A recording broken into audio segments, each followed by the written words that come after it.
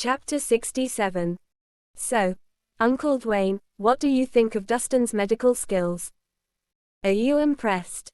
Natasha asked with a smirk, evidently proud. After all, this was the man she had taken a liking to.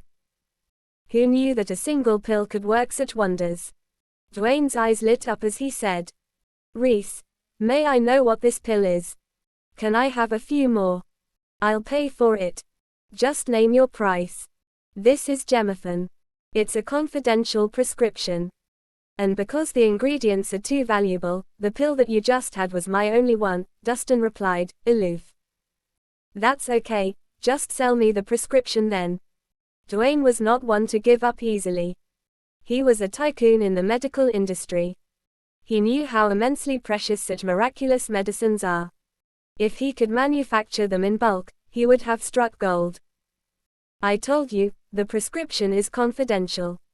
There's no way I'm selling it.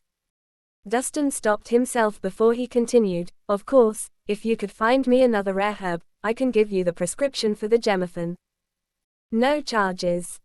Well, Dwayne appeared reluctant. It was hard enough to get him the aged Panax root. How much harder would it be to get the ancient heliotrope? As for the gosora berry, the flower of crimson gem, and the chayuja, he had never even heard of them, much less know where to get them. There's no rush, Uncle Dwayne. We can continue discussing this after we get the Panax root. Natasha smiled as she rubbed her stomach. I'm suddenly feeling quite hungry, Uncle Dwayne. Why don't we go for a meal at Hillview Restaurant? You can also transfer the ownership of the hotel to Dustin while we're there. Dwayne's eyelid twitched. This was one impatient lady. Though it pained him to do so, there was nothing else Dwayne could do other than agree. After all, he had made a promise, and he couldn't very well go back on it. So, after some small talk, they made their way to Hillview Hotel. Hillview Hotel was situated in an excellent location, right by Lake Vestine. It was famous for its rooftop restaurant, which was Hillview Restaurant. Because of its geographical advantage, it had an extraordinary view overlooking half of Swinton. The night view was particularly breathtaking. With exemplary service and exquisite food, it was no wonder that Hillview Restaurant was patronized by many of the rich and famous. Furthermore, they only served VIPs, so regular folk were not allowed to set foot there. Once they reached Hillview Restaurant, the three got a private room to themselves and ordered some of the signature dishes. They soon began to dig in.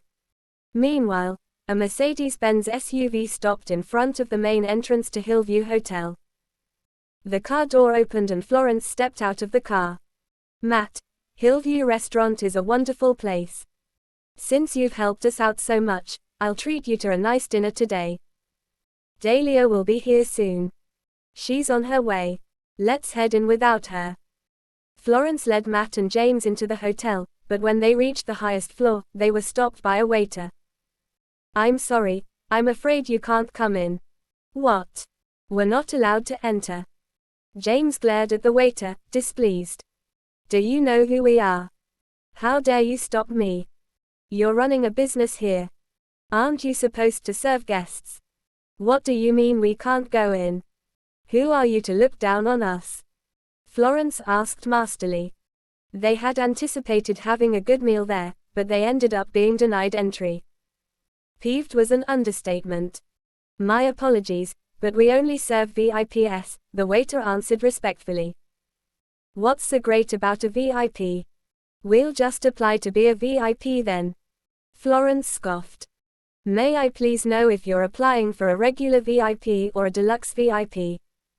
The waiter asked with a smile. Of course we're going for the deluxe VIP. Do we look like we can't afford it? James asked arrogantly as he lifted his chin. Yes, we only go for the best. Florence whipped out her card. Matt was watching them. She couldn't afford to embarrass herself in his presence. Sure. You'll have to put in a deposit of $5 million for the deluxe VIP. The waiter was still smiling. What? $5 million? Both Florence and James were bewildered when they heard what the waiter said. Florence, who had her card in her hand, immediately withdrew her hand.